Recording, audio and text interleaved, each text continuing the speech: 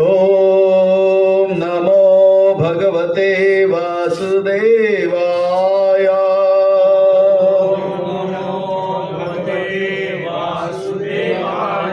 ओम नमो भगवते वासुदेवाय।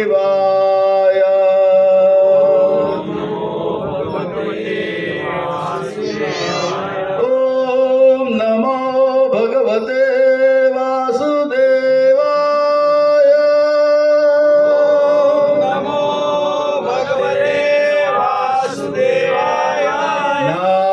नारायणं नमस्कृत्य नरं चैव नरोत्तमं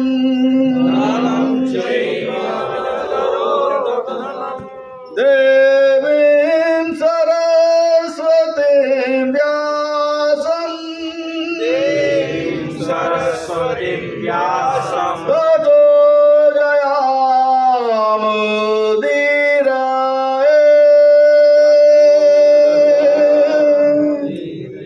नष्टप्रायेषु भद्रेषु नित्यं भागवत सेवया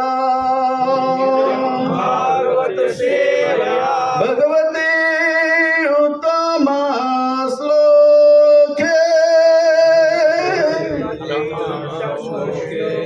भक्तिराभवते नैष्ठाकी।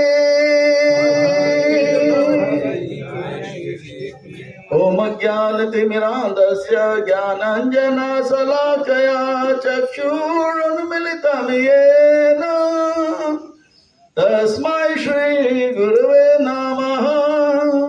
श्रीचैतन्यमनाभीष्टं स्थापितं येन भूतले स्वयं रूप कदा मह्यं ददाति स्वपदान्तिकम्। वन्देऽहं श्रीगुरु श्रीयुतपदकमलं श्रीगुरून् वैष्णवांश्च श्रीरूपं साग्रजातं सहगना रघुनाथान्वितां तां सजीवं साद्वैतं सावधूतं परिजनसहितं कृष्ण चैतन्यदेवं श्रीराधा कृष्ण पादां सहगना ललिता श्रीविशाखान्वितां च। हे कृष्ण करुणा सिंधु दीनबंधु जगत्पते गोपेश गोपिका कांत राधा कांत नमस्तुते। तप्त कांचन गौरांगी राधे वृंदावनेश्वरी वृषभानुसुते देवी प्रणमामि हरिप्रिये। वाञ्छाकल्पतरुभ्यश्च कृपा सिन्धुभ्येव च पतितानां पावनेभ्यो वैष्णवेभ्यो नमो नमः। जय श्री कृष्ण चैतन्य प्रभु नित्यानंद श्री अद्वैत गदाधर श्रीवासादि गौर भक्त वृंद। सभी कृपा करके दोनों हाथ ऊपर करें और मेरे बात को दें। हरे कृष्णा कृष्णा कृष्णा हरे हरे हरे राम राम राम हरे हरे।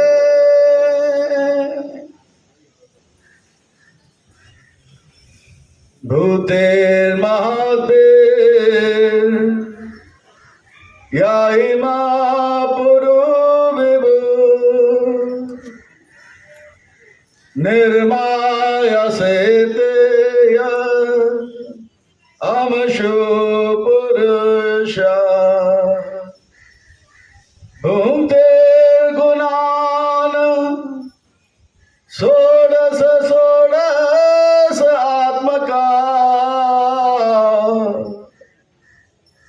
सोलांकृष्ट भगवान वचांसि में 16 कृष्ण भगवान वचांसी में, 16 कृष्ण भगवान वचांसी में, अखिल जगत गुरु वचन से अमार, अलंकृत करिबार क्षमता तुम्हार, तब कृपा होय मोरा कदा सुध होय, सुनिया सबार शोक दुख जय घुचिबे, मूकं करोति वाचालं भंगुं लंघयते गिरिं, यत्कृपातमहं वन्दे श्रीगुरुं दीनतारिणे, मुखे भाग्य मनसेरुल्लास, दोषमिमोदम करुणीय दास। हरे कृष्णा। अंतर्राष्ट्रीय कृष्ण भावना भव्य संघ इस्कॉन सूरत के ओर से प्रस्तावित आज शाम का यह बुधवार के सत्संग कार्यक्रम में आए आप सब भक्तों का, धर्म प्रेमियों का तथा प्रेमियों का, सत्संग प्रेमियों का, अतिथियों का, आजीवन सदस्यों का, श्रोताओं का, सोशल मीडिया के माध्यम से सुनने वाले श्रोताओं का भी और भविष्य में रिकॉर्डिंग के माध्यम से सुनने वाले श्रोताओं का भी हृदय के गहराई से प्रेम पूर्वक हार्दिक स्वागत करते हैं। आप सब श्री श्री राधा दामोदर जी के शुभकामनाएं स्वीकार करें, श्री प्रभुपाद जी के कृपा प्राप्त करें। कहते हैं कि जब संसार के लोग हमें चुनते हैं तो हमें संसद में स्थान मिलता है, लोकसभा में, राज्यसभा में स्थान मिलता है। कहते हैं कि जब संसार के लोग हमें चुनते हैं तो हमें संसद में स्थान मिलता है, और भक्तों जब भगवान हमें चुनते हैं तो हमें सत्संग में स्थान मिलता है। तो आज हम आप सब अत्यंत ही भाग्यशाली हैं। इसलिए कहते हैं जो भगवान से करे प्यार वो सत्संग से कैसे करे इनकार, जो प्रभुपाद जी से करे प्यार वो सत्संग से कैसे करे इनकार। कौन है भाग्यशाली, कौन है पुण्यवान, कौन है बुद्धिमान? जो सत्संग में आए वो है भाग्यशाली, जो सत्संग में आए वो है पुण्यवान, और जो सत्संग में आए वो है बुद्धिमान। तो आज हम आप सब भाग्यशाली हैं, पुण्यवान हैं और बुद्धिमान हैं। श्री श्री राधा दामोदर जी के परम अनुकंपा एवं ऐतु की कृपा से उनके छत्र छाया के अधीन हमें आश्रय प्राप्त हो रहा है और उनके चरण कमलों में सेवा का अवसर भी प्राप्त हो रहा है। इसलिए हम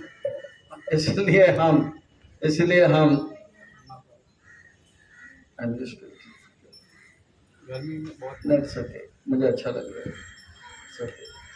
ऐसा मौका फिर कभी नहीं मिलेगा। बड़े बड़े शहरों में, मुंबई, अहमदाबाद, कलकत्ता, सब लोग खुले खुले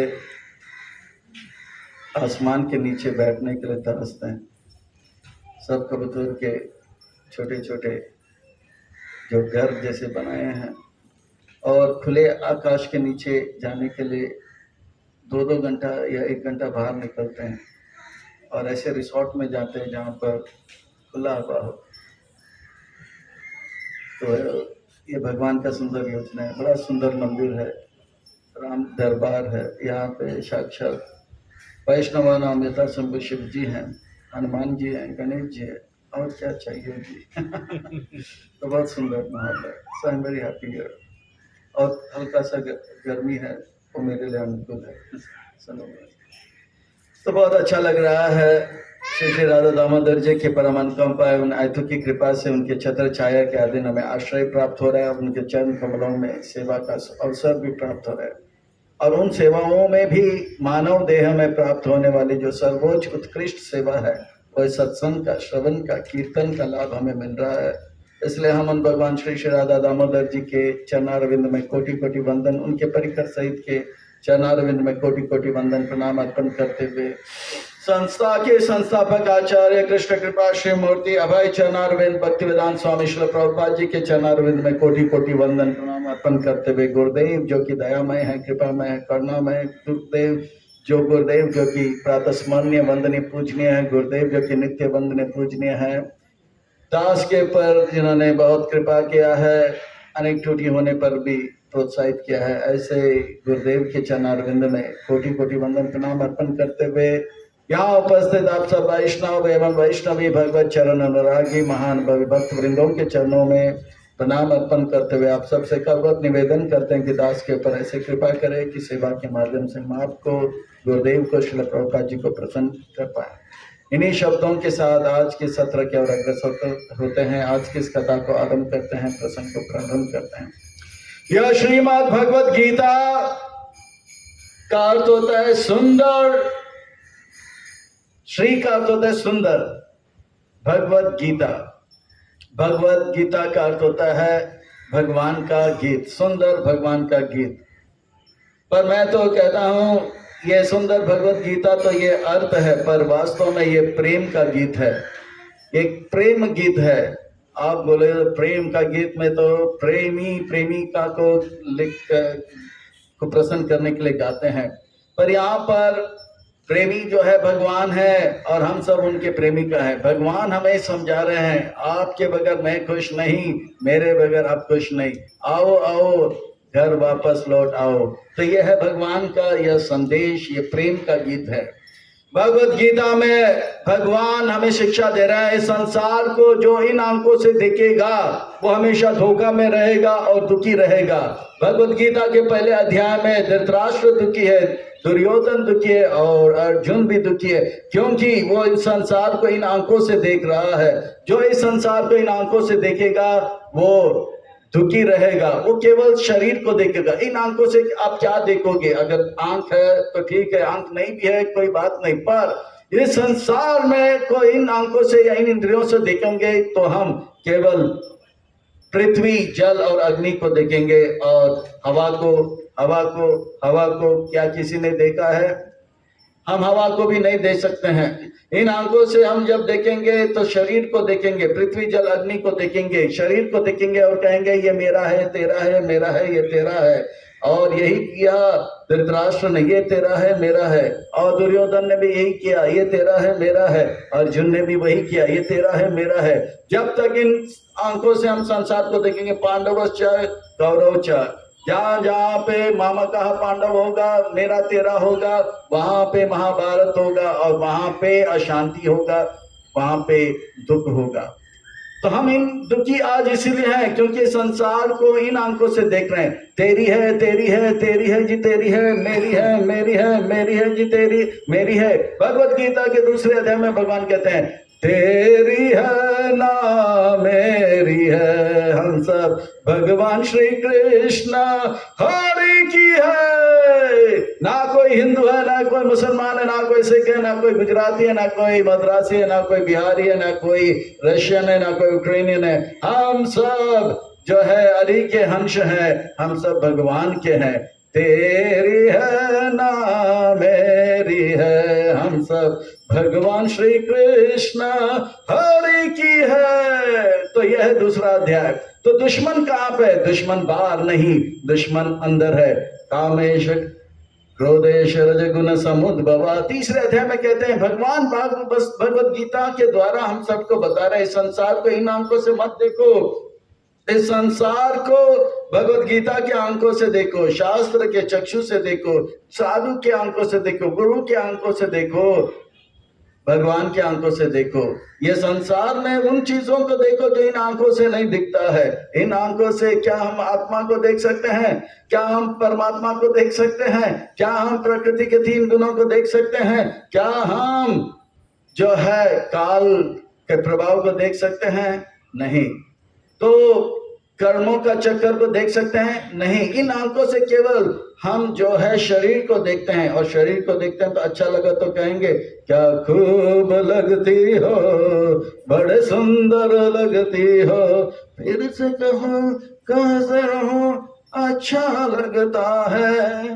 पर जब इन आंखों से हम देखेंगे तो ये सब चलता रहेगा और हम दुखी होते रहेंगे। पर इन आंखों से हमें नहीं देखना है। इन आंखों से देखेंगे कुछ तो अच्छा लगेगा या कुछ तो बुरा लगेगा। हमें अच्छा भी नहीं लगना है, बुरा भी नहीं लगना है, हमें तो बहुत अच्छा लगना है। ये तब होगा जब हम भगवान की आंखों से, शास्त्र के आंखों से देखेंगे। जब जब जब जब जब हम इन आंखों से देखेंगे, या तो ये कहेंगे क्या खूब लगती है, या तो बोलेंगे बहुत बदमाश लगता है, मारो पीटो। ये है काम, क्रोध, लोभ, मोह, मद, मात्सर्य, इसके द्वारा हम प्रभावित हो जाएंगे। जब तक इन आंखों से संसार को देखेंगे, तेरी है, तेरी है, तेरी है जी तेरी है, मेरी है, मेरी है, मेरी है जी मेरी है। भगवत गीता की आंखों से देखेंगे तो कहेंगे तेरी है ना मेरी है, ये सब भगवान श्री कृष्ण हरि की है। तो ये है भगवत गीता का संदेश। संसार को इन आंखों से देखोगे तो धोखे में रहोगे, दुखी रहोगे, फिर बोलेंगे ये क्या हुआ, क्यों हुआ, कब हुआ, कैसे हुआ। आप हम सबको धोखे से निकालने के लिए भगवान कहते हैं इन आंखों से देखो। दुश्मन बाहर नहीं, दुश्मन अंदर है। वो काम है, वो क्रोध है, वो लोभ है। और इन दुश्मनों को मारने के लिए दिव्य ज्ञान रूपी तलवार लीजिए, और इस दिव्य ज्ञान रूपी तलवार को पाने के लिए गुरु के शरण में जाइए। तद्विधि प्रणिपातेन परिप्रश्नेन सेवया उपदेशान्ति ते ज्ञानम ज्ञानिना तत्त्वदर्शिनम। उस गुरु के पास जाओगे, वो दिव्य ज्ञान देगा, और उस दिव्य ज्ञान को जैसे प्राप्त करोगे, आप जो है हर प्रकार के पाप को काटोगे। और ये जो है इतना दिव्य ज्ञान, भगवत गीता का ज्ञान जो है इतना सुख देगा, इतना सुख देगा कि हमारे 21 पीढ़ी का उद्धार हो जाएगा। यह है भगवत गीता का ज्ञान का प्रभाव, ये 4थे अध्याय में बताते हैं। और इसी दिव्य ज्ञान को अगर हम अपने जीवन में उतारेंगे, संसार को भगवत गीता की नजरों से देखेंगे, तो हमें परम शांति का अनुभव होगा। जिस शांति के लिए हम लोग इधर उधर भटक रहे हैं, वो भगवत गीता से के नजरों से संसार को देखने से मिलेगा। भोक्ताराम तपसाम सर्वलोक महेश्वरम सुहृदम सर्वभूतानां ज्ञाताम माम शांति पृच्छति। तो इस प्रकार से भगवत गीता की आंखों से संसार को देखो, शांति प्राप्त होगा। और अगर इन आंखों से संसार को देखोगे तो कहोगे तेरी है, मेरी है, मेरी है जी तेरी है, और हो जाओगे। मेरी है तो अच्छा लगता है, तेरी है तो बुरा लगता है, और ये बुरा अच्छा के चक्कर में शांति नहीं, महाभारत दिखता रहेगा। तो हम सब जो है महाभारत में इसलिए उलझ रहे हैं क्योंकि तेरी है, मेरी है करके इन आंखों से संसार को देख रहे हैं। इस संसार को इन आंखों से नहीं, गीता की आंखों से देखोगे तो हम जो है बहुत बड़े योगी बन जाएंगे। जिस योगी बनने के लिए भगवान जो है 6ठे अध्याय कह रहे हैं कि योगी नाम अपि सर्वेषां मद्गतिरन्तरात्मना श्रद्धावान भक्तिमान् यो मे। तो ये जो है योगी बनने के लिए इन आंखों को दिया गया है। और जब इस प्रकार का आंख मिल जाएगा, हमें हवा में, पानी में, हर जगह पे भगवान ही भगवान दिखाई पड़ेगा। पृथ्वी, जल, अग्नि, वायु, आकाश, खम, बुद्धि, अहंकार इति यम में भिन्न प्रकृति अष्टधा। ये है art of living. Chapter 7 is art of living. ये जो 7वां अध्याय है, यह है जीने की कला। हर जगह पे भगवान को देखो, भगवान को देखो। हवा आ गया तो हवा भगवान के द्वारा दिया गया है, पानी आ गया तो ये पानी भगवान के द्वारा दिया गया है, और ये भूमि में हम चल रहे हैं, ये पृथ्वी आया है तो ये भगवान ने दिया है। कुछ भी हम अनुभव कर रहे हैं वो सब भगवान ने दिया है। यह है आर्ट ऑफ लिविंग। और 8वां अध्याय है आर्ट ऑफ डाइंग। इस प्रकार से शरीर को त्यागे भगवान का नाम लेते ले अंत काले च माम एवं स्मरण मुक्त कलेबरम व्यप्रयते च मद्भवम याति नम अस्ति संशया। तो यह है 8वां अध्याय। और 9वां अध्याय द आर्ट ऑफ लविंग। भगवान से कैसे प्रेम करे। पत्ता दो, फूल दो, फल दो और जल दो, बड़े प्रेम से दो। मैं प्रेम का भूख्या हूँ, मैं प्रेम का पुजारी हूँ।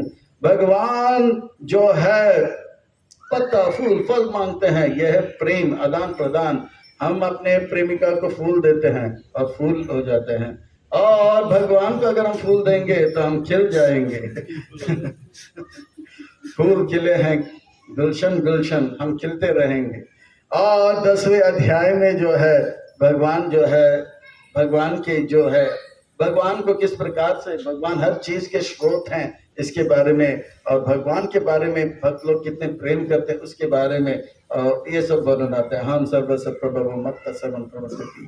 तो ये है art of living, art of dying, और ये है आर्ट ऑफ ये जो है भगवान को भगवान से सब कुछ आया है ये जानना, ये जो है 10वें अध्याय में बताया जाता है। 11वें अध्याय में जो है पूरा का पूरा वीडियो दिखा देते हैं कि भगवान को हमने भगवान 11वें अध्याय इसलिए रखते हैं क्योंकि भावी पीढ़ी में अगर कोई कहेगा कि मैं भगवान हूँ तो उनसे हम कहेंगे कि बताओ बताओ बताओ, ये जो विराट रूप है, ये जो विश्व रूप है, वो विश्व रूप को आप प्रकट कीजिए। तो यह ऑडियो 10वां अध्याय, तो वीडियो है 11वां अध्याय, और 12वां अध्याय जो सार है भक्ति योग, तो ये 12वां अध्याय। 13वां अध्याय में वास्तव में भगवत गीता में जो है भगवान हमें समझा रहे हैं, इन संसार पे इन आंखों से मत देखो, आत्मा को देखो, परमात्मा को देखो।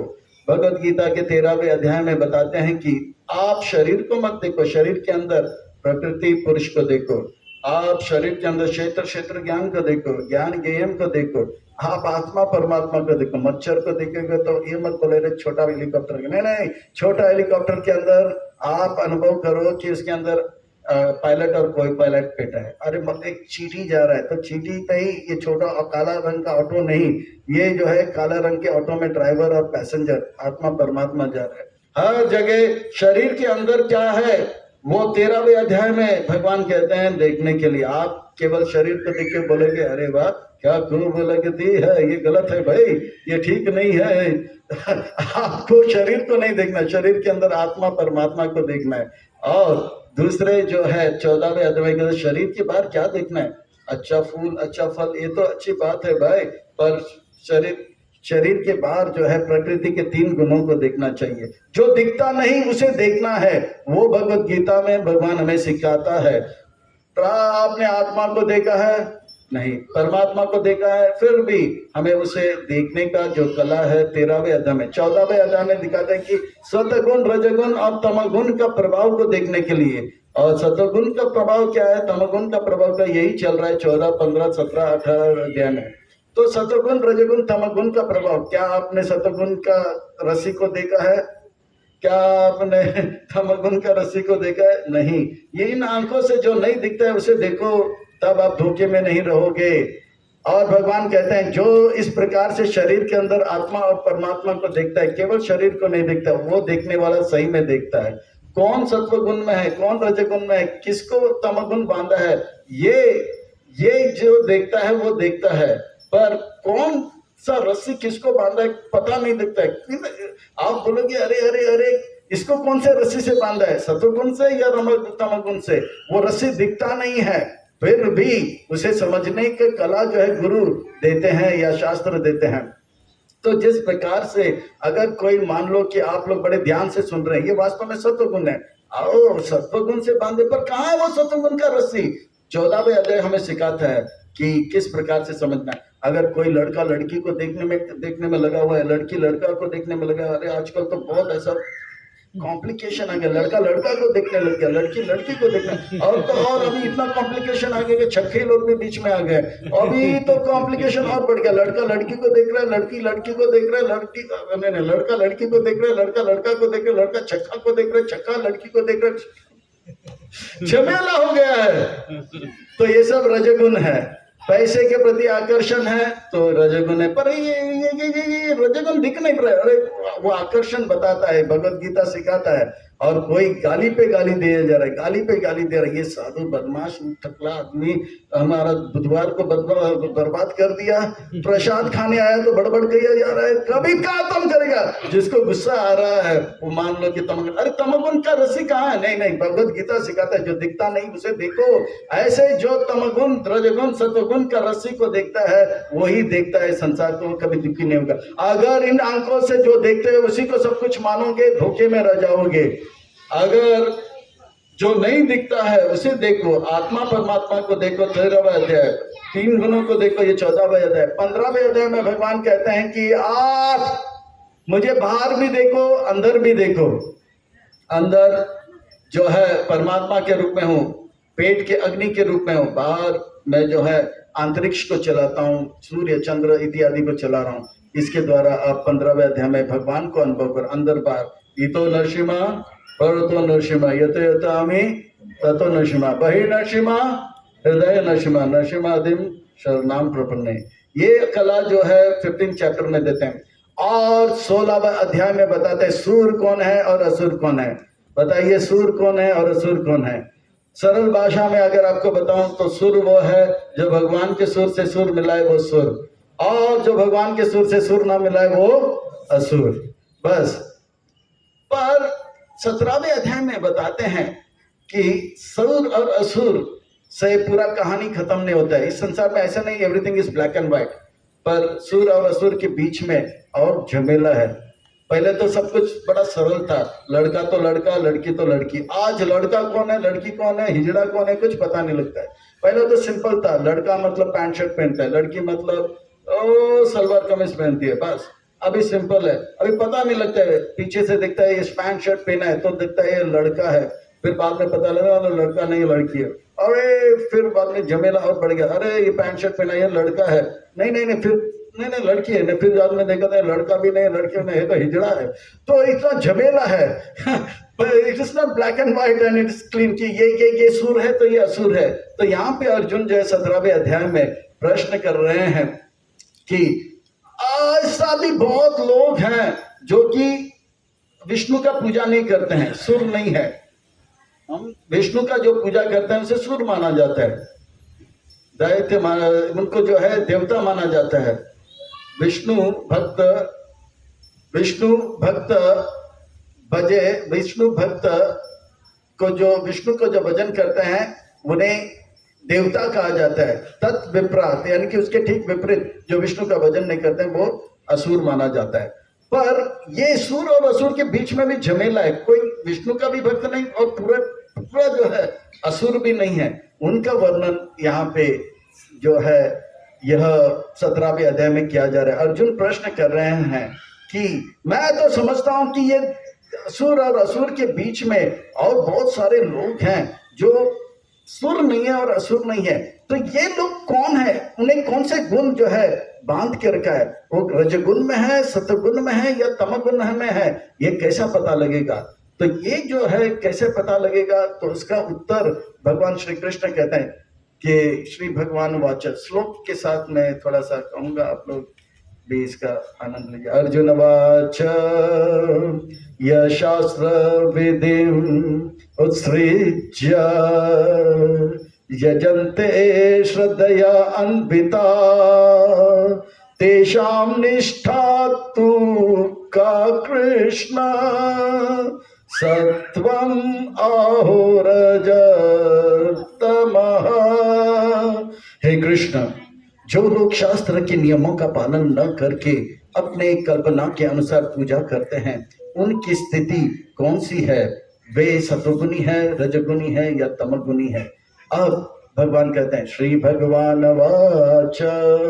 श्री भगवान वाच यानी कि श्री यानी कि सुंदर भगवान ने कहा। श्री का अर्थ होता है सुंदर, भगवान सबसे सुंदर।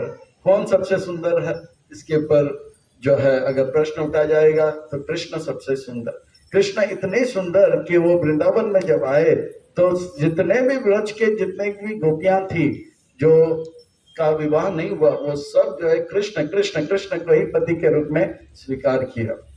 है कोई माई का लाल बच्चा, माई का लाल यानी कि माँ का लाला, आप बोलेंगे माई का लाल यानी कि माइकल जैक्सन, नहीं, वो माई का लाल है। कोई माई का लाल जो इतना सा हो बच्चा, और जितने भी सूरत के लड़कियां हैं जिसका विवाह नहीं, वो सब उनको ही पति के रूप में स्वीकार है। कोई इतना सुंदर लड़का ना, पर कृष्ण उतने सुंदर है। तो कौन है सबसे सुंदर, तो श्री, श्री यानी कि सुंदर। भगवान वाच, भगवान का अर्थ होता है, भगवान का होता है जो सबसे बड़े हैं। भग यानी कि सुंदरता में सबसे बड़े, बल में सबसे बड़े, और यश में सबसे बड़े, धन में सबसे बड़े, वैराग्य में सबसे बड़े। तो इस प्रकार से जो है ऐश्वर्य से समग्र से वीर से यशस्वी ज्ञान वैराग्य अस्तिकम सर्वगति इंगम। तो इन चीजों में सबसे बड़े जो हैं वो है भगवान। देखिए आज इस संसार में कोई किसी का सुनना नहीं चाहता है, कोई किसी का सुनना नहीं चाहता, पर पिताजी कुछ कहे तो हम ध्यान से सुनते हैं। पर पिताजी सुनते हैं क्योंकि वो महत्वपूर्ण व्यक्ति हैं। और अगर कोई नगर का सेवक कहता है तो हम और ध्यान से सुनते हैं। और अगर कुछ बड़ा मंत्री कहता है तो ध्यान से सुनते हैं, और प्रधानमंत्री अगर कुछ कहता है तो बहुत ध्यान से सुनते हैं। क्लास हो गया? अच्छा आया है, अच्छा, प्रसाद आ गया तो मैं सोचा क्लास हो गया। तो अब प्रधानमंत्री कहते हैं तो और ध्यान से सुनते हैं, है ना। 26 जनवरी हो या 15 अगस्त हो तो ध्यान से सुनते हैं। तो ये जो है, क्योंकि जितना महत्वपूर्ण व्यक्ति होता है वो कम बोलते हैं, पर जब बोलते हैं बहुत ही सटीक बात बोलते हैं, महत्वपूर्ण बात बोलते हैं। अब प्रधानमंत्री के सबसे बड़े मंत्री कह रहे हैं, वो है कृष्ण। अगर वो कह रहे हैं तो व्यास मुनि बार बार श्री कृष्ण को श्री भगवान कहते हैं, क्योंकि वे बहुत बड़े मंत्री कह रहे हैं, बहुत बड़े व्यक्ति कह रहे हैं, तो कितना ध्यान से सुनना चाहिए। एकटक होकर, सारे आलस को त्याग कर, हमारे चित्त को यहाँ वहां से निकालकर भगवान के एक एक शब्द नहीं, एक एक अक्षर को पकड़ना चाहिए। इसमें हमारा हित है, इसमें हमारा कल्याण है, इसमें हमारा उद्धार का, सार्थकता होने का मार्ग है। इसलिए श्री भगवान वाच त्रिविधा भवति श्रद्धा देहिनां सा स्वभावजा सात्विके रजसी चैव तमसी चेततां श्रीनु। इस संसार में जो लोग शास्त्र को छोड़कर अलग अलग कार्यों में लगे हैं, वो किस गुणों में है, ये अगर आपको समझना है। ये गुण जो है उनके पूर्व जन्म से आता है, और इस जन्म में उसका लक्षण दिखाई पड़ता है। कौन सतोगुणी है दिखाई पड़ता है, कौन रजोगुणी है वो दिखाई पड़ता है, कौन तमोगुणी है वो दिखाई पड़ता है। उनका श्रद्धा किसके प्रति है। तो तीसरे श्लोक में कहते हैं, जिसका श्रद्धा अलग अलग चीजों में होता है, उनके श्रद्धा के अनुसार हम पहचान पाएंगे। अगर वो सुर है ठीक है, पता आएगा वो असुर है, पर सुर असुर नहीं है, तो वो जो है सत्वगुणी है, रजोगुणी है, तमोगुणी है, कैसे पता लगेगा। तो कहते हैं कि जो सत्वगुणी है उनका मन देवी देवताओं में लगेगा, जो रजोगुणी है वो जो है किसी मनुष्य का पूजा करेगा, और जो तमोगुणी है भूत प्रेत का पूजा करेगा। सत्वानुरूप सर्वस्य श्रद्धा भवति भारत श्रद्धामया अयं पुरुष यो यत श्रद्धा सह एव स। हे भरत पुत्र अर्जुन, विभिन्न गुणों के अंतर्गत अपने अपने अस्तित्व के अनुसार मनुष्य एक विशेष प्रकार के श्रद्धा विकसित करता है। अपने द्वारा अर्जित गुणों के अनुसार वो जीव विशेष श्रद्धा से युक्त कहा जाता है। वो सत्वगुणी है या रजोगुणी है, आप कैसे पहचानोगे। तो कृष्ण 4 नंबर श्लोक में कहते हैं किस प्रकार से, अगर वो सत्वगुणी है तो किसका पूजा करेगा, अगर वो रजोगुणी है तो किसका पूजा करेगा। यजन्ते सात्विका देवा यक्ष राक्षसी राजसा प्रेतान् भूतगणान् अन्ये यजन्ति तामसा जानः। जो सत्वगुणी लोग हैं, जो अच्छे लोग हैं, वो लोग देवताओं का पूजा करते हैं। यूट्यूब में पार्वती का पूजा को लेंगे, शिव जी का पूजा लेंगे। अच्छा, जो रजोगुणी है वो यक्षों और राक्षसों का पूजा करेगा, अलग अलग प्रकार का यक्ष और राक्षसों का। यूट्यूब में आजकल बहुत यक्ष राक्षसों का आता है ना। तो जो लोग यूट्यूब में यक्ष और राक्षसों का पूजा के प्रति आकर्षित होते हैं, समझ लेना कौन से गुण से आकर्षित है। कुबेर मंत्र वो यक्षों का राजा है। ओम कुबेराय नमः। धन संकृत करने का अटूट मंत्र तुम जान लो वो कौन सा है। वो यक्ष राक्षसों का पूजा कर रहा है, यानी कि वो रजोगुणी है। अच्छा, सुंदर स्त्री को आकर्षित करने के अटूट मंत्र, या सुंदर पुरुष को या सुंदर हिजड़ा को आकर्षित करने का सुंदर मंत्र, वो रजोगुण वाले होते हैं। अच्छा, फिर तमोगुण वाले कौन होते हैं। वो भूत प्रेत का पूजा करता है। आपके जीवन में, आपको जीवन में बाधा लाने वाला आपके दुश्मन को टोटका, भूत प्रेत वाला टोटका, इसके प्रति जो आकर्षित हो जाता है, समझ लेना वो क्या है, तमोगुनी है। तो ये बताने के बाद अर्जुन प्रश्न करते हैं, ठीक है, पर कुछ लोग तो, ये तो भारत के अंदर है, कुछ लोग देवी देवता का पूजा करते हैं, तो कुछ लोग जो है यक्ष राक्षसों का पूजा करते हैं, तो कुछ को भूत प्रेत का पता लग गया। पर मैंने देखा अमेरिका में, अर्जुन प्रश्न कर, मैंने देखा अमेरिका में वो लोग देवी देवता राक्षस इत्यादि को भी पूजा नहीं करते। ये लोग सतोगुनी तमोगुनी रजोगुनी कैसा है, कैसे पता लगेगा? अमेरिका में तो मंदिर भी नहीं है। अरे नहीं, मंदिर है फिर भी नहीं, वो लोग जाते नहीं, तो ये लोग तो कैसे पता करेंगे? तो ये प्रश्न उठता है। तो फिर कृष्ण कहते हैं कि वो लोग जो है, ठीक है, ऐसे लोग जो है, जो लोग देवी देवता या राक्षस के बारे में उनका वो रजोगुनी तमोगुनी है, कैसे पता लगेगा? उनकी तपस्या से पता लगेगा, वो किस प्रकार का तपस्या करते हैं, किस प्रकार के ग्रंथ पढ़ते हैं, किस प्रकार का यज्ञ इत्यादि करते हैं, उससे पता लगेगा कि वो सतोगुनी है, रजोगुनी है, तमोगुनी है। अशास्त्र विहितान घोरम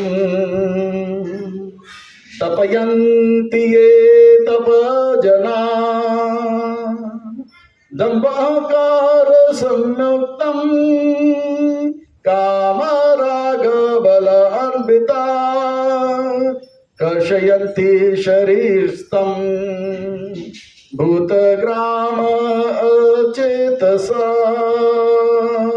माम चाएव अंत शरीर संतान विधि असुर निश्चया। और इस प्रकार से तपस्या करते हैं जो लोग दंभ है तथा अहंकारी हैं, वे से अभिभूत है होकर शास्त्र विरुद्ध कठोर तपस्या करते हैं और व्रत करते हैं। जो लोग काम तथा आसक्ति द्वारा प्रेरित है, जो मूर्ख है तथा जो शरीर को भौतिक तत्व को तथा शरीर के भीतर स्थित परमात्मा को भी कष्ट पहुंचाते हैं, वे लोग असुर कहलाते हैं। ठीक है, पर अर्जुन कह रहे हैं कि ठीक है, ये सब ठीक है, ये लोग शास्त्र पढ़ रहे नहीं पढ़ रहे तो पता, पर फिर भी मुझे पता नहीं लगता कि अमेरिका में जो लोग हैं वो लोग एक कुछ नहीं करते, तपस्या भी नहीं करते, ये लोग को कैसे पकड़ेंगे? वो रजोगुण में है, तमोगुण में है, या कौन से गुण में है? तो फिर भगवान कहते हैं यहाँ तक कि ठीक है, वो लोग कैसे करेंगे? तो उनका भोजन क्या है वो देखो, वो क्या खाते हैं उसे देखो, उनके भोजन से आप पता लगा सकते हो ये सत्वगुणी है या रजोगुणी है या तमोगुणी है। आहार तु अपि सर्वस्य त्रिविधा भवति प्रिय तप तथा दानं तेषां भवेत् इमं शृणु। अच्छा, अमेरिका में लोग खाना खाते हैं, हाँ या ना? हाँ, तो वो किस प्रकार का खाना खाते हैं उससे पता लगेगा कि वो सत्वगुणी है या तमोगुणी है। अच्छा, वो लोग कभी कभी दान भी देते हैं नहीं देते हैं, चैरिटी देते हैं, तो कौन किसको दान देता है उससे पता लगेगा कि वो सत्वगुणी है, रजोगुणी है या तमोगुणी है। तो इस प्रकार से उनके आहार से पता लगेगा, उनके दान से पता लगेगा, वो किस प्रकार का यज्ञ कर रहा है उससे पता लगेगा, तप से पता लगेगा, और इन सब से पता लगेगा कि वो सत्वगुणी है, रजोगुणी या तमोगुणी है। यहाँ तक कि प्रत्येक व्यक्ति जो भोजन पसंद करता है वह भी प्रकृति के गुणों के अनुसार 3 प्रकार का होता है। यही बात यज्ञ, तपस्या तथा दान के लिए भी सत्य है। अब उनके वेदों का विषय में सुनो, ये आप सब सुनते आ रहे हो, इसे फटाफट लेते हैं। आयु सत्व बल आरोग्य सुख प्रति विवर्धना रस्या स्निग्धा स्थिरा हृदय आहार सात्विका प्रिया। अमेरिका में कुछ लोग हैं, वो लोग क्या है अपने आप को बोलते हैं, वो बोलते हैं वी आर, वो दूध भी नहीं पीते हैं, उनको क्या बोलते हैं? वेजिन। वो वास्तव में सत्वगुणी होते हैं। जो भोजन सात्विक व्यक्तियों को प्रिय होता है वह आयु को बढ़ाने वाला, जीवन को शुद्ध करने वाला तथा बल, स्वास्थ्य, सुख तथा तृप्ति प्रदान करने वाला होता है। ऐसा भोजन रसमय, स्निग्ध, स्वादप्रद तथा हृदय को भाने वाला होता है। तो ये लोग जो है कौन है? सत्वगुणी है। पर अमेरिका में कुछ लोग हैं वो केवल पिज्जा पसंद करते हैं और पिज्जा भी चटपटा और गर्म होना चाहिए भाई। तो उन लोग के बारे में यहाँ पर बताया जाता है, कटु अम्ल लवणम अति उष्ण तीक्ष्ण रुक्ष विदाहीन आहार रजस्य इष्टा दुख शोक अमन प्रदा। अत्यधिक भाई भाई कांदा खूब लगाओ और मिर्ची बहुत लगाओ, ये जो है रजोगुणी आहार है। अरे अरे अरे अरे खाओ गली, खाओ गली, खाओ गली, आओ आओ आओ भेलपुरी, अरे तड़का लगा के भाव बाजी, अरे मिर्ची थोड़ा, अरे नींबू थोड़ा, ये सब जो है जिसको भाता है वो जो है रजोगुणी है। अत्यधिक तिक्त, कट्टे, हाँ नमकीन, गर्मा गर्म चाहिए पाव भाजी, गर्मा गर्म होना चाहिए पर बहुत गर्म चाहिए। चटपटा, अरे मजा नहीं आ रहा है भैया, इसमें थोड़ा सा चटनी और लगा दो। सूक्ष्म तथा जलन उत्पन्न करने वाला भोजन जो है रजोगुणी व्यक्तियों को प्रिय होता है और ऐसे भोजन दुख, शोक तथा रोग उत्पन्न करता है। आज नहीं कल होगा, हाँ तमाशा टॉयलेट में सब जगह से गर्मी निकलेगा। तो पर ये तो है रजोगुणी लोगों का। अब जो है सुनिए भगवान तमोगुणी लोगों के बारे में, वो क्या खाते हैं वो समझने में, भले वो मंदिर नहीं जाते पर उनके आहार से पता लग सकता है कि ये सत्वगुणी, रजोगुणी या तमोगुणी। ये बात मैं नहीं कह रहा, ये भगवान कह रहे हैं। आप लोग ये मत समझना मैं यहाँ पे तमाशा तो ये सब जो है भगवत गीता के अनुसार हम चल रहे हैं, ठीक है। और भगवान कह रहे हैं, हाँ, यतायाम गत्सरसं पूर्ति पर्युषितं च यतश्चित्तम् अपि चामेद्यं भोजनं तामस प्रियम। खाने के 3 घंटे पूर्व, यानी कि खाने के 3 घंटे पूर्व पकाए गए, यानी कि खाने का समय 12 बजे है और 4 बजे खाया, यानी कि 3 घंटे के बाद अगर खाया, स्वादहीन, अरे इसमें कोई टेस्ट नहीं, वियोजित एवं सड़ा हुआ, झूठा तथा अस्पृश्य वस्तुओं से युक्त भोजन उन लोगों को प्रिय होता है जो तामसी होते हैं। जैसे फेंक देते हैं ना, कौवा खाता है, पर ऐसा खाना जो कौवा खाता है उसको कोई पसंद अगर कर लेता है, यानी कि तामसी व्यक्ति होता है। ये रजसी खाना जो होता है उसमें बहुत मिर्ची हो जाता है। कहते हैं कि उतना खाना, उस प्रकार का खाना खाता है तो उनके 9 द्वार जलने लग जाते हैं, आंख, कान, नाक, ये हो गया 6 द्वार, मुंह भी जलता है और नीचे पेशाब भी जल के निकलता है और पीछे से हवा भी जल के निकलता है। ये रजोगुणी होता है। और ये जो सड़ा हुआ खाना खाते हैं, मान लो कि किसी को बहुत भूख लगा है और कुछ मिला नहीं तो वो कभी पसंद करते हैं इस प्रकार का खाना। इससे क्या है, पेट वगैरह खराब हो जाता है। ये तामसिक खाना होता है। फिर आगे कहते हैं यज्ञ भी होता है, पर कुछ लोग जो है देवी देवता को मानते नहीं पर यज्ञ वगैरह करते हैं। वो यज्ञ जो करते हैं शास्त्र के निर्देश अनुसार अगर करते हैं, मान लो तो समझ लें वो सत्वगुणी है। अगर शास्त्र के अनुसार नहीं, केवल नाम के लिए कर रहा है, शास्त्र के अनुसार पर नाम के लिए कर रहा है, मेरा नाम होना चाहिए, पूरे सूरत में सबसे बड़ा यज्ञ श्रीमान, हाँ शास्त्र यज्ञ ने किया यज्ञ ने किया। तो इस प्रकार से नाम के लिए जो करते हैं वो रजसिक होते हैं। तो कहते हैं अफल आकांक्षिभिः यज्ञ विधि दृष्ट य इच्छते युष्टव्यम् एव इति मन समादय सात्विका। यज्ञ में वही यज्ञ सात्विक होता है, जो शास्त्र के निर्देशानुसार कर्तव्य समझकर उन लोगों के द्वारा किया जाता है। बोलते करो करो यज्ञ करो, मैं करूंगा पर मेरा नाम नहीं आना चाहिए, और वो इस प्रकार से यज्ञ में बैठ जाते हैं साधारण व्यक्ति की तरफ। समझ लेना कि ये सात्विक व्यक्ति है, पर कोई यज्ञ में बैठता है पर जो है, लेकिन हे भरत श्रेष्ठ, जो यज्ञ कि किसी भौतिक लाभ से नहीं नहीं ये यज्ञ करो, इस यज्ञ के बाद मुझे जो है धन प्राप्त होना चाहिए, मुझे जो है शत्रु के पर विजय प्राप्त होना चाहिए, तो समझ लेना कि वो क्या है, यज्ञ जैसे हिरण्यकशिपु इत्यादि ने किया।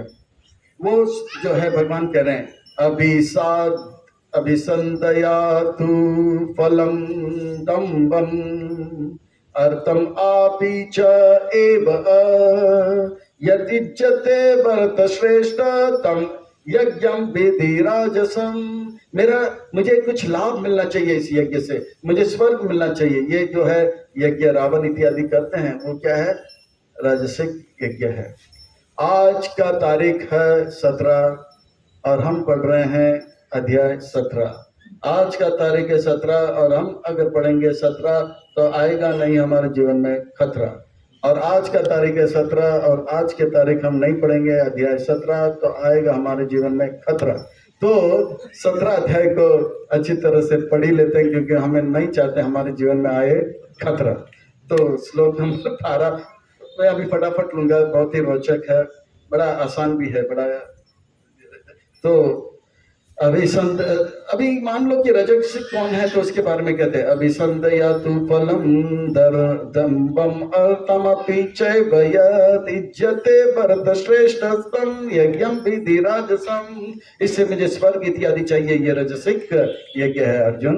और जो यज्ञ शास्त्र के निर्देश के अवहेलना करके, प्रसाद वितरण के बिना और वैदिक मंत्रों का उच्चारण के बिना, पुरोहित को दक्षिणा दिए बिना और तथा श्रद्धा के बिना संपन्न किया जाता है, वह तामसिक यज्ञ माना जाता है। कोई कोई यज्ञ कर लेता है, बोला जल्दी करो फटाफट करो चलो।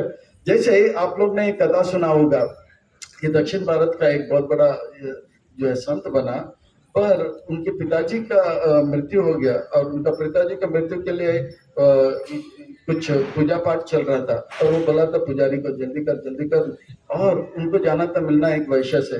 तो उस प्रकार का जो यज्ञ चल रहा है वो क्या है, वो करा रहा था, वो ये दान देना भी भूल गया, प्रसाद देना भी भूल गया, और जो है सीधा भाग गया वैश्य से मिलने के लिए। और आगे जाके बहुत बड़े संत बने।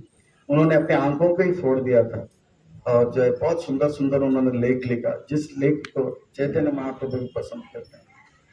तो उस प्रकार का, पर मैं वो ये उस यज्ञ के बारे में बता रहा हूँ, उस प्रकार का जो यज्ञ में लगा था वो है तामसिक यज्ञ। विधिहीनम अशिष्ट अन्नम मंत्रहीनम अदक्षिणम श्रद्धान विरहितम यज्ञम तामसा पर परिचिष्टते। वो मंत्र को भी ठीक से बोलने नहीं दे रहा था, यज्ञ दान कुछ नहीं दिया था। Who is that great saint? Bilvamangal Thakur. तो बिल्वमंगल ठाकुर जो थे इस प्रकार से यज्ञ कर रहे थे, वो तामसिक यज्ञ समझ लेना चाहिए। अब आगे जो है परमेश्वर, ब्राह्मण, गुरु, माता पिता जैसे गुरुजनों की पूजा तथा पवित्रता, सरलता, ब्रह्मचारी, अहिंसा। शरीर का एक तपस्या होता है।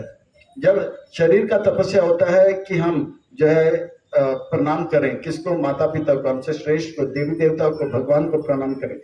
जो ये करता है समझ रहे ना, वो सात्विक गुण से जुड़ा हुआ है। देव द्विज गुरु प्रज्ञा पूजनम शोचनम अजबम ब्रह्मचार्यम अहिंसम च शरीरम तप उच्यते। इस प्रकार को शरीर का तपस्या क्या है, हमसे बड़ों को देख के प्रणाम करना चाहिए। अगर कोई कर रहा है समझ लेना कि वो जो है सत्व गुण में है। और मान लो ये इस प्रकार से प्रणाम करने से, मैं खास करके बच्चों को कहता हूँ, बच्चों से यही कहता हूँ कि आप ज्यादा पढ़ाई मत करो, ज्यादा व्यायामशाला में मत जाओ, केवल माता पिता को प्रणाम करो सुबह और शाम को सोने से पहले। इतना करोगे, ये आपका आयु बढ़ेगा, बल बढ़ेगा, आपका यश बढ़ेगा और आपका जो है बुद्धि बढ़ेगा। पर बच्चे लोग आजकल मेहनत करना पसंद करते हैं तो मैं मेहनत मत करो, माता पिता को प्रणाम करो। तपस्या जहाँ पे होता है, शरीर का तपस्या, वाणी का तपस्या, मन का तपस्या, जहाँ पे तप होगा वहां पे दिव्य ज्ञान आएगा। पर जो भी है, अगर आप जो है केवल और केवल माता पिता गुरुजनों को प्रणाम करोगे, बड़े बड़े खतरों से बचोगे और ये आयु बल यश और ज्ञान को प्राप्त करोगे, ये सात्विक लक्षण होता है। फिर कहते हैं कि फिर जो है अनुद्विग्न मन का जो है, सच्चे बोलने वाले, वाणी का क्या है, वाणी कैसे होना चाहिए, उसका तपस्या क्या है, सच्चे बोलने वाले, हितकर तथा अन्यों को शुद्ध न करने वाले वाक्य बोलने और वैदिक साहित्य का नियमित पारायण करना, वही वाणी तपस्या है। जैसे अभी हम श्लोक बोल रहे हैं भगवद गीता का, ये सब तपस्या है वाणी का। तो अनुद्विग्न कर्म वाक्यम सत्यम प्रियाहितम च यत् स्वाध्याय अभयसनम च एव वाक्यम तप उच्यते। वाणी का तपस्या यह है कि कम बोले, धीरा बोले, मीठा बोले, और जो भी बोले, अगर बोले कम बोले, धीरे बोले और मीठा बोले, किसी को जो है बुरा नहीं लगना चाहिए। और इसके अलावा अगर हम भगवान श्लोक इत्यादि का उच्चारण करते हैं, ये वाणी का जो है क्या है, तपस्या। मन का तपस्या क्या है, तो कहते हैं कि तथा संतोष, सरलता, गंभीरता, आत्म संयम एवं जीवन की शुद्धि, ये मन की तपस्या है। यानी कि मन का तपस्या, जो मिला उससे खुश, अगर जो हम चाहे वो हो तो ये भगवान का कृपा, अगर हम जो चाहे ना हो तो ये भगवान का इच्छा। सीताराम सीताराम सीताराम कहिए, ये विधि राखे राम, ये विधि रहिए। तो ये है मन का, मस्त रहो आराम से, भगवान जो भी कर रहे हैं हमारे हित के लिए अच्छा कर रहे हैं, खुश रहो। मन प्रसाद सौम्यत्यम मौनम आत्मा विनिग्रह भाव संस्कृति इति एतत् तपः मनसा उच्यते। खुश रहो, हमेशा चिड़चिड़ापन नहीं होना कि मेरे जीवन में ऐसा क्यों हुआ, वो ऐसा क्यों बोला, उसने ऐसा क्यों किया, अरे किया तो किया, हो गया, खत्म। खुश रहो। श्रद्धया प्रप्यतप्तं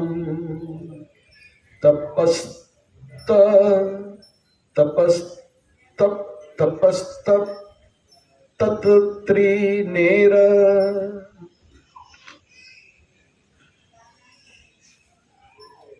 अफल आकांक्षा भी युक्त सात्विकम परिचते।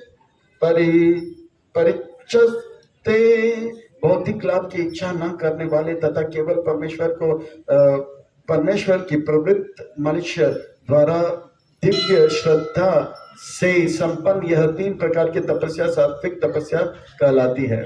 अब जो है थोड़ा सा हम राजसिक तपस्या इत्यादि को देख लेते हैं। सत्कार मान पूजा अर्थम तप दम्भेन च एव यत् क्रियते तत्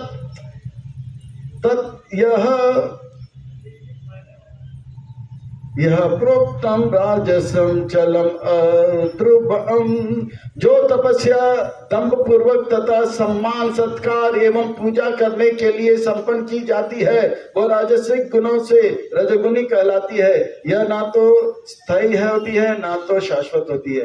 बोलते हैं कि मैं तपस्या करूंगा, पर इस तपस्या से सबको पता होना चाहिए कि मैं 40 दिन उपवास रखा था, तो ये जो है राजसिक तपस्या होता है। पर तामसिक क्या है तपस्या? मुक्ता बस आत्मा उत्पीड़ित के लिए या अन्यों को विनिष्ट करने के लिए, हानि पहुंचाने के लिए तपस्या करता है। इस तपस्या से मैं जो है यहाँ पे ऐसा हड़ताल करूंगा कि जो है यहाँ पे भूख, मैं जो है खुद भूखा रहूंगा, प्यासा रहूंगा, और जो है यकीन करूंगा कि ये जो सरकार है नाश होना चाहिए। भूख हड़ताल इस प्रकार का जो है ये है, उसे तामसिक कहते हैं। मूढ़ ग्राहेण आत्मनः यत्पीड़ाय क्रियते तपः परस्य उत्सादन अर्थम वा तत्तप्सम उद्धृतम। इस प्रकार से वे लोग तपस्या तो करते हैं, पर दूसरों को कष्ट करने के लिए, बर्बाद होने के लिए मैं ये तपस्या करूंगा। तो ये जो है तामसिक लोग होते हैं, और ऐसे लोग हैं समाज में, इनसे सावधान रहना चाहिए, जरा हट के, जरा बच के, क्योंकि ये भौतिक जगत है मेरी जान। तो इस प्रकार से बच बच के हमें निकलना है, और ये तब होगा जब हम भगवान का भक्ति करेंगे, नरसिंहदेव भगवान से प्रार्थना करेंगे, इन सब खतरनाक लोगों से हम बचते बचते आगे निकल जाएंगे। हमें अटकना नहीं, कहीं भटकना नहीं है, हमें कहीं रुकना नहीं, हमें आगे जाना है। इसलिए भक्ति में रहना है, भक्तों के संग में रहना है, और नरसिंह भगवान इत्यादि का पूजा करते रहोगे, कहीं अटकेंगे नहीं, कहीं भटकेंगे नहीं। ऐसे लोग हैं रजसिक तमसिक लोग, जो दूसरे की प्रगति को रोकने के लिए तपस्या करते हैं, टोटके करते हैं, उसमें फंसना नहीं, अटकना नहीं, भटकना नहीं। इसके लिए ये अध्याय को बड़े ध्यान से श्रवण कीजिए। कौन आपको अटकाएगा? सुन लो। दातव्यम इति यत् दीयते। अच्छा, दातव्यम इति दानम, अभी दान के बारे में। दीयते अनुकारिणे देशे काले च पात्रे च तत् दानम सात्विकम स्मृतम। जो दान कर्तव्य पूर्वक किसी प्रत्युपकार की आशा के बिना सुनिश्चित काल तथा स्थान में और योग्य व्यक्ति को दिया जाता है, वह सात्विक माना जाता है। यानी कि विष्णु मंदिर में एकादशी के समय एक पुजारी को, भक्त को आप दान देते हो, ये बहुत ही सात्विक दान माना जाएगा। पर रजसिक दान क्या होता है? मैं दान दूंगा और मेरा नाम ऊपर आना चाहिए। वेरी नाइस, आ जाएगा, कोई बात नहीं, पर आपको सात्विक, आपको शाश्वत लाभ नहीं मिलेगा।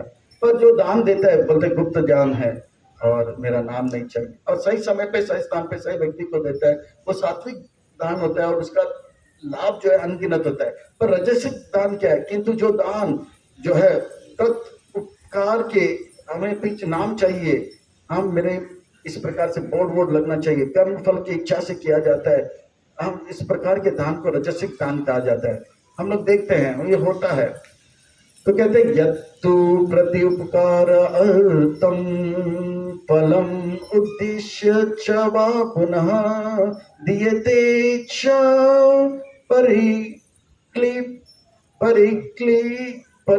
परिक्लिष्टम तद्दानम राजसम स्मृतम। इस प्रकार का दान जिसमें हमें नाम चाहिए, नाम चाहिए, वो क्या है? रजसिक दान। पर तामसिक दान क्या होता है? गलत समय में, गलत जगह पे, गलत व्यक्ति को देना। अरे आज तो शुक्रवार का शाम है, कल शनिवार है, हम तो खूब दारू पियेंगे, ये अमेरिका में होता है। तो ये बेचारा भिखारी ऐसे ही पड़ा हुआ है, अरे भाई तू भी क्या याद करेगा, हम आए, और उसके सामने एक बियर का बटन, यानी कि गलत व्यक्ति को गलत समय पे गलत चीज दे देते, तू भी बियर मार, हम भी बियर मारेंगे, आज शनिवार के शाम। तो ये ऐसा भी दान होता है तो इसे तामसिक दान देते कहते हैं। तो कहते हैं कि आदेश काले यत दानम अपात्रेभ्य च दीयत असत्कृतम। पवित्र स्थान में अनुचित समय में किसी अयोग्य व्यक्ति को बिना समुचित ध्यान तथा आदर से दिया जाता है। ले लो आदर के साथ में, तामसी दान कहलाता है। पर ये सब करते हुए अगर कोई ओम तत्सत बोलता है तो समझ लेना चाहिए उनका कार्य संपन्न हो जाता है। इसलिए ओम तत्सत जो है, चाहे आप यज्ञ करो, तपस्या करो या दान करो, ओम तत्सत ये जो शब्द को इस्तेमाल करना चाहिए। इन बातों को बताते हुए 1 2 3 4 श्लोक है, उसे भी देख लेते हैं, फिर 17 अध्याय को पूरा कर लेते हैं। आज है तारीख 17, तो पढ़ेंगे अध्याय 17, तो नहीं होगा जीवन में खतरा। तो और 4 श्लोक है, थोड़ा सा देख लेते हैं। समय हो गया है 9:03 और 4 मिनट में हम पूरा कर लेते हैं। सृष्टि के आदिकाल से ओम तत्सत ये 3 शब्द परब्रह्म को सूचित करने के लिए प्रयुक्त किए जाते रहे हैं। ये तीनों सांकेतिक अभिव्यक्तियों ब्राह्मणों द्वारा वैदिक मंत्रों का उच्चारण करते समय तथा ब्राह्मण को संतुष्ट करने के लिए यज्ञ के समय प्रयुक्त होती है।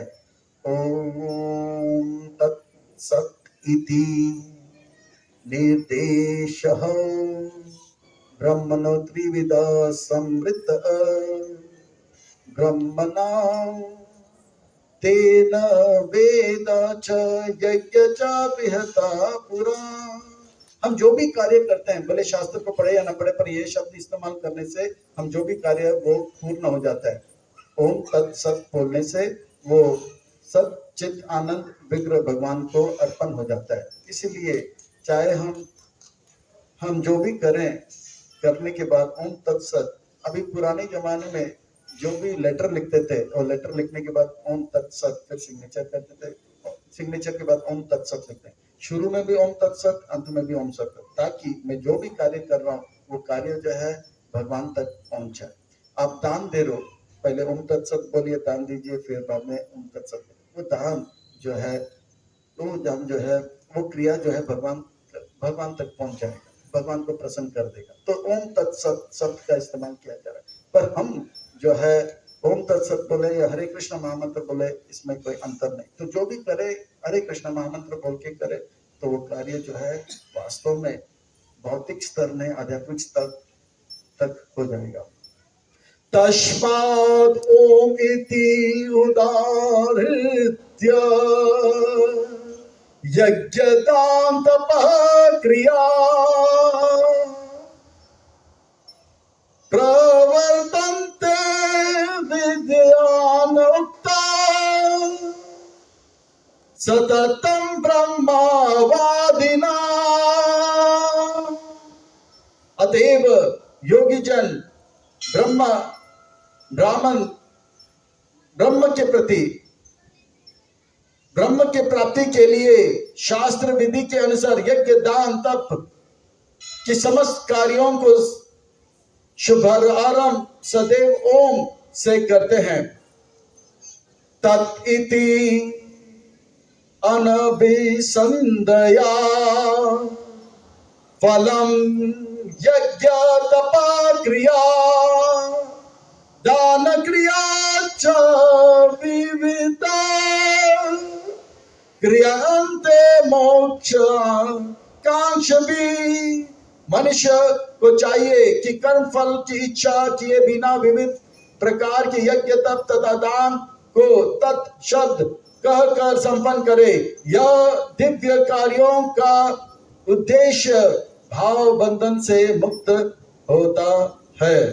और इस प्रकार से सद्भावे साधु भावे च सत् इति एतत् प्रयुज्यते प्रशस्ते कर्मणि तथा सत्शब्द पार्थ युज्यते। यज्ञ तपसे दाने च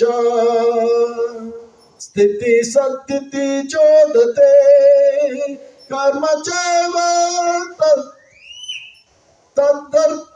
तद्तीर्थम। यज्ञ का लक्ष्य है और उसे सत्य शब्द से अभिहित किया जाता है। हे पिता पुत्र, ऐसे यज्ञ का संपन्न करता भी सत्य कहलाता है। जिस प्रकार की यज्ञ तप तथा दान के सारे कर्म भी जो परम पुरुष को प्रसन्न करने के लिए संपन्न किया जाता है सत्य है। फिर अश्रद्धया हितम तप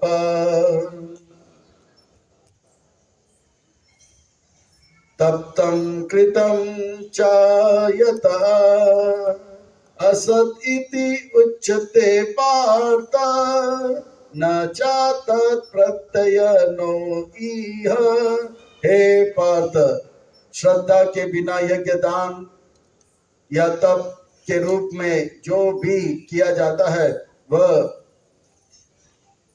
नश्वर है और वह असत कहलाता है। और इस जन्म तथा अगले जन्म दोनों में यह व्यर्थ हो जाता है। तो भगवत गीता के 17वें अध्याय में भगवान कह रहे हैं कि आप कैसे जानोगे कौन सत्वगुण में, कौन है रजोगुण में, कौन है तमगुण में। आप देखो वो क्या आहार लेता है, आप देखो वो किस प्रकार दान देता है, आप देखो वो किस प्रकार का तपस्या करता है, आप देखो वो किस प्रकार का यज्ञ करता है, पूजा करता है। इससे पता लगेगा कि वो सत्वगुणी है, रजोगुणी है या तमगुणी है। क्योंकि ये तीन रस्सी दिखता नहीं है, पर उसे देखने का कला भगवान देते हैं। वास्तव में भगवत गीता में भगवान शिक्षा क्या दे रहे हैं? अर्जुन से कह रहे हैं, हमसे कह रहे हैं कि इस संसार को इन आंखों से अगर देखोगे तो धोखे में रहोगे। इन आंखों से देखोगे कि शरीर को देखोगे और कहोगे मेरी है या तेरी है। पर इन आंखों से संसार को नहीं देखना है। इन आंखों से संसार को जो देखेगा वो दुखी रहेगा। अर्जुन दुखी था, दुर्योधन दुखी है, धृतराष्ट्र दुखी है, हम भी दुखी हैं, क्योंकि हम संसार के इन आंखों से देख रहे हैं। इन आंखों से अगर देखोगे तो देखते देखते बोलोगे कि आप लोग जो फंस जाओगे, हम फंस जाएंगे। तेरी है मेरी है, मेरी है तेरी है, तेरी है मेरी है, मेरी है तेरी है करते रहेंगे। तेरी है जी तेरी है, तेरी है जी तेरी है, मेरी है मेरी है, मेरी है जी मेरी है, मेरी है मेरी है, मेरी है तेरी है, तेरी है तेरी है, मेरी है मेरी है, मेरी है ना तेरी है। ये सब भगवान श्री कृष्ण हरि की है। तो आपको तेरी है मेरी है करना है कि भगवान श्री कृष्ण हरि क्या बोल के हरे कृष्ण महामंत्र करना है? बताइए। मेरी है मेरी है, मेरी है जी मेरी है। जो तेरी है वो भी मेरी है, जो भगवान का है वो भी मेरी है। ये करना है या तेरी है ना मेरी है, सब कुछ भगवान श्री कृष्ण हरि की है। बोलो क्या करना है? तेरी है मेरी है करना है, हाँ या ना? नहीं, सोचना पड़ेगा। प्रॉपर्टी किसका है भाई? ये टपरा तो है, मैं भी टपरा करूंगा। देखिए जो जो जो देखिए एक चीज है, इस संसार के सबसे धनवान व्यक्ति कौन है?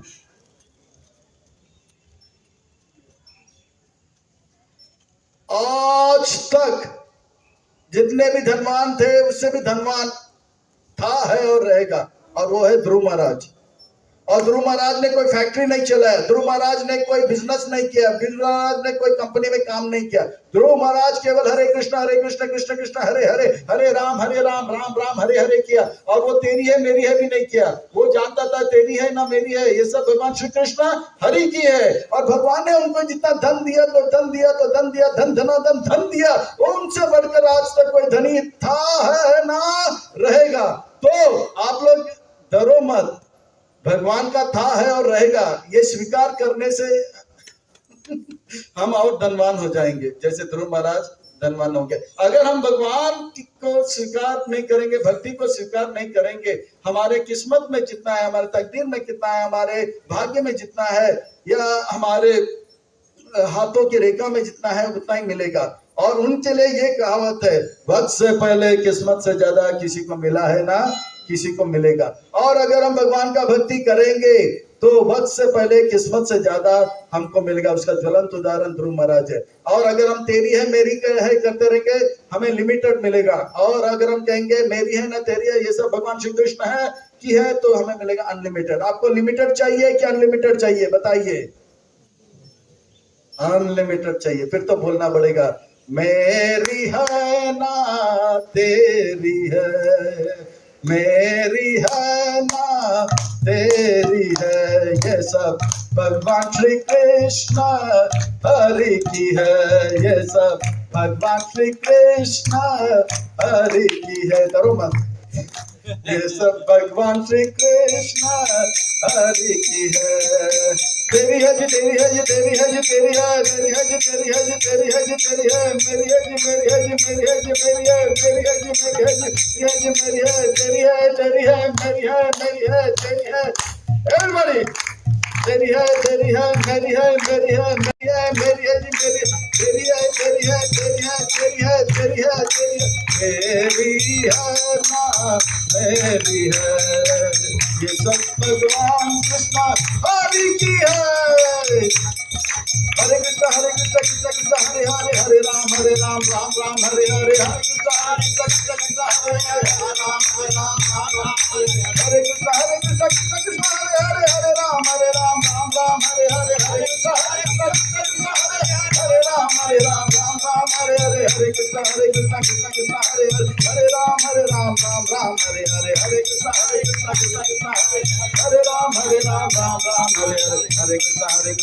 Krishna, Hare Hare, Hare Ram, Ram Hare Hare, Hare Krishna, Krishna Krishna, Hare Hare, Hare Ram, Ram Hare Krishna, Krishna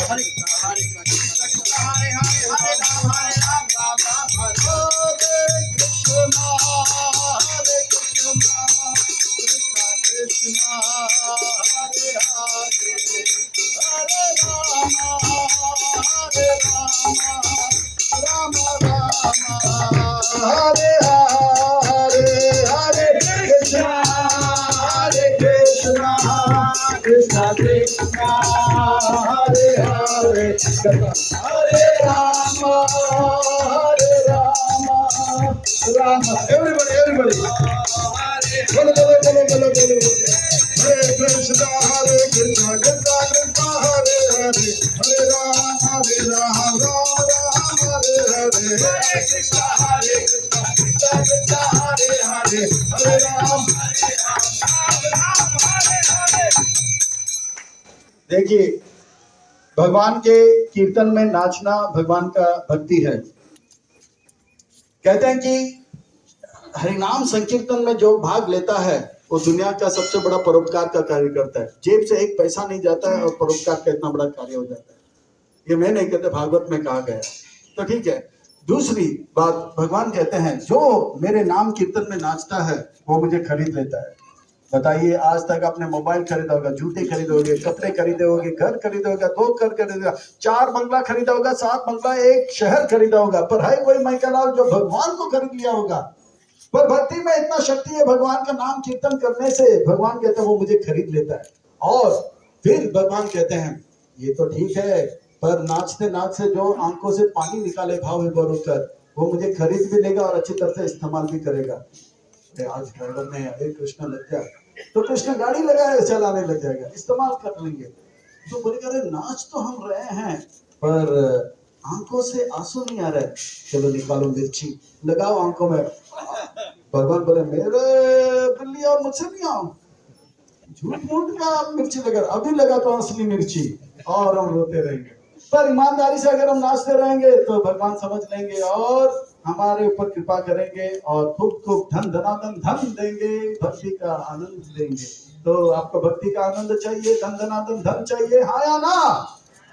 तो सब लोग कीर्तन में थोड़ा सा भाग लीजिए, हल्का फुल्का नाचिए। फिर थोड़ा जो तन से जवान है, हम जो तन से जवान है वो लोग कूदेंगे, जो मन से जवान है वो लोग झूमेंगे। तो सब लोग भाग लीजिए। हरे कृष्णा कृष्णा कृष्णा हरे हरे, हरे राम राम राम हरे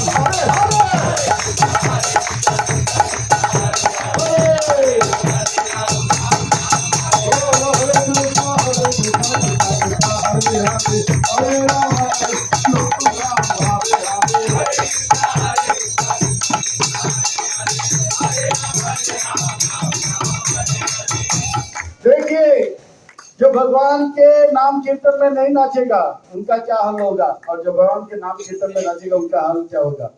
जो भगवान के नाम कीर्तन में नाचेगा वो जो है माया के सामने नहीं नाचेगा,